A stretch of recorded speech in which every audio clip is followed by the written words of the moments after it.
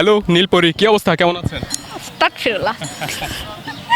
জি ভালো আছি, আপনি কেমন আছেন? আমি ভালো আছি। নীলপরি বলায় কি লজ্জা পেলেন? আমি কিন্তু সত্যি কথা বলেছি। সত্যি লজ্জা পেয়েছি।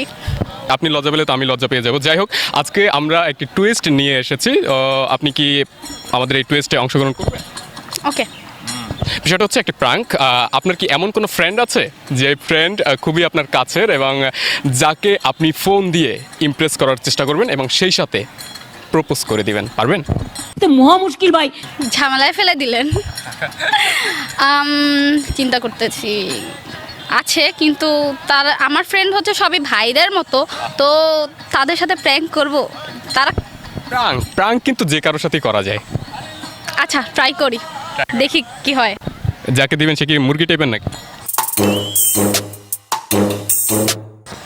অ্যাকচুয়ালি হচ্ছে মুরগি টাইপের না, তার নাম হচ্ছে মুগনি।